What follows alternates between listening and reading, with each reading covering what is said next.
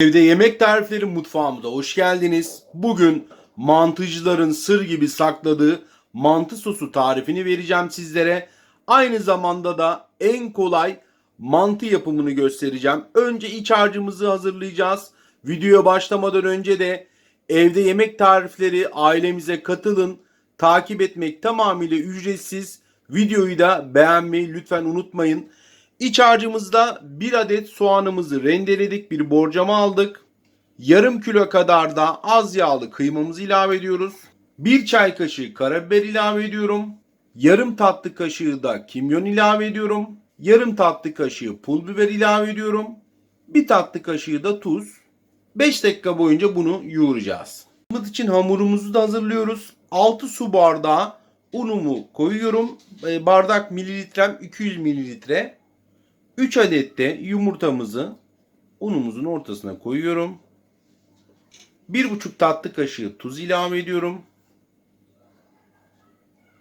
Şimdi orta sert bir hamur elde edeceğiz. Suyumuzu da yavaş yavaş ilave ediyorum.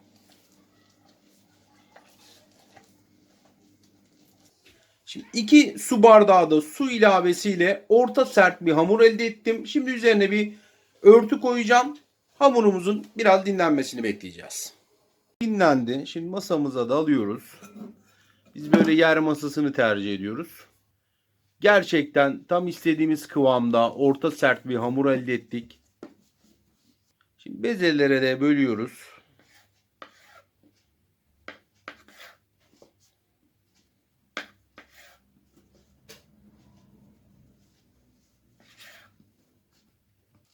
Toplam 8 adet bezemiz oldu.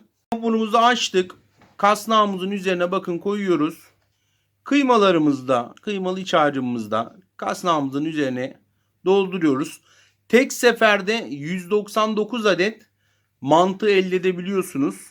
Evde böyle kolay, pratik, şipşak böyle mantı hazırlayayım derseniz böyle bir tane kasnak alın. Tek seferde 199 adet mantı elde edersiniz. Yumma ile uğraşmıyorsunuz. Hani vaktinizi çok almıyor. Sadece burada iç harcını dizmekte biraz yoğunluk oluyor, o kadar. Şimdi hamurumuzu da açıyoruz.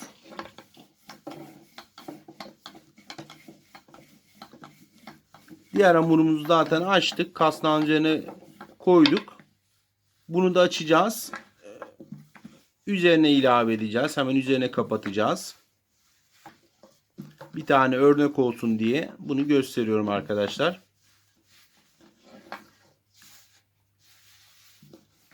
Kasnağın tam boyunda çünkü hamurumuzu açıyoruz. Kasnağın boyunu öyle bir ayarlamışlar ki hamurunuz, yani mantınız yerken kalın olmuyor. Çok ince de olmuyor. Tam kıvamında oluyor. Hani kasnağın boyuna göre açarsanız ideal standartı seçmiş oluyorsunuz.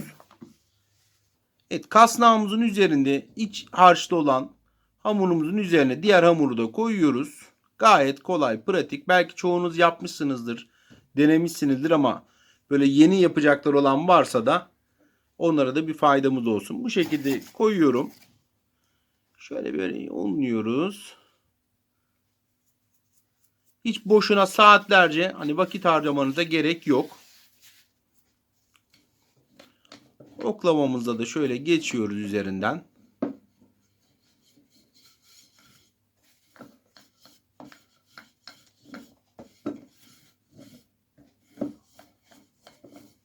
Bakın şurada kasnağın kenarındaki hamurları şöyle aldık. Kasnak gördüğünüz gibi bu vaziyette. Zaten çektiğiniz anda her tarafından elinize gelecektir. Şimdi kasnağımızı da şöyle alıyoruz. Bakın parmağımla pıt pıt pıt yapınca dökülüyor. Hamurumuzu da haşlıyoruz. Şöyle 2 tatlı kaşığı tuz ilave ediyorum. Çok az da sıvı yağ ilave ediyorum. Mantımızı da içerisine koyuyoruz. Unsuz olmasına gayret gösterin. Ununu arındırarak koyun. Şimdi mantımı ilave ettim. Şöyle bir kere karıştırıyorum. Sadece bir defa. Şimdi haşlanmasını bekleyeceğim. Tereyağımı da koydum. Tereyağımızı da eritelim. Şimdi mantıcıların sır gibi sakladığı mantı sosu tarifimize de geldi. 5 yemek kaşığı yoğurdumu bir borcama aldım. 3 ya da 4 dişte sarımsağımı rendeliyorum. Sarımsak sevmiyorsanız koymaya da bilirsiniz. Mantının haşlama suyundan da şöyle biraz alıyorum. Çünkü mantının tüm aroması ve lezzeti de bu haşlama suyunda. Bunu yoğurt sosumun içerisine biraz koyuyorum. İnanılmaz bir lezzet ve aroma veriyor. Şimdi bunu güzelce çırpıyoruz. İyice akışkan bir hale gelecek çünkü. Yoğurt sosumuzda iyice akışkan bir hale gelene kadar çırpıyoruz. Tereyağım eridi. Mantımın üzerine de tereyağımı gezdiriyorum. Şimdi bunu güzelce bütün tereyağıyla karışsın diye karıştırıyoruz. Şimdi salçalı sosunu da yapıyorum. Biraz tereyağı, biraz sıvı yağ ilave ettim. 1 yemek kaşığı da domates salçasını koyuyorum. Mantı haşlama suyundan da çok az ilave ediyoruz. Gerçekten inanılmaz bir lezzet ve aroma veriyor çünkü soslara da. Geldik finale. Mantımız mis gibi oldu. Şimdi sunum tabağımıza da alıyoruz. Tabağımıza da şöyle alalım. Hem de mantı sosumuzu da üzerine dökeceğiz. Şimdi mantımız tabağımızda. Şimdi önce sarımsaklı yoğurt sosumuzu döküyoruz. Gördüğünüz gibi yoğurt sosumuz burada akışkan bir halde. Hem mantı suyundan ilave ettik ek olarak. Hem de iyice çırptık, akışkan bir hale getirdik. Bunlar püf noktalar. Üzerine seviyorsanız biraz nane koyuyoruz. Pul biber de ilave ediyorum.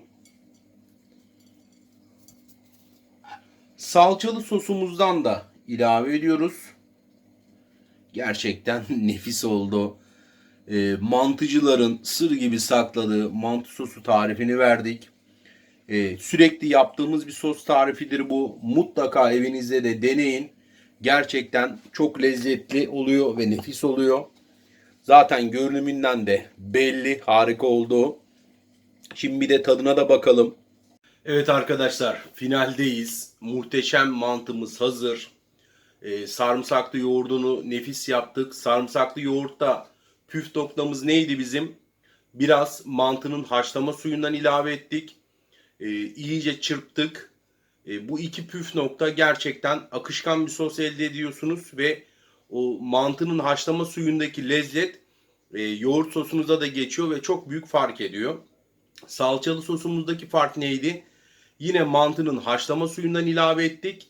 Daha akışkan bir salçalı sos elde ettik ve çok nefis oldu.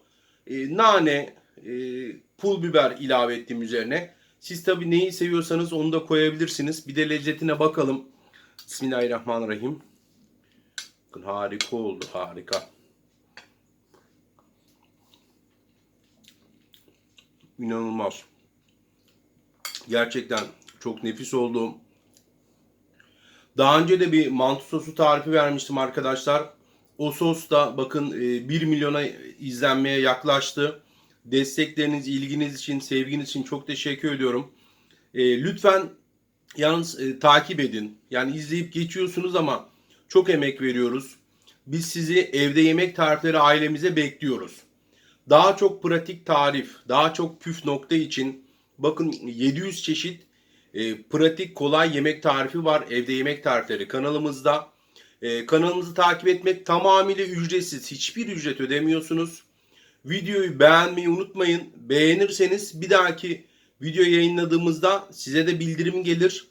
Bu yüzden takip etmeyi ve beğenmeyi lütfen unutmayın. İkisi de ücretsiz. Hiçbir maliyeti yok. Aksine ailemize katıldığınız zaman herhangi bir yemek yapmak istediğinizde videolarımızda 700 çeşit tariften birine bakıp izleyebilirsiniz. Bir kaşık daha alayım ben bu arada.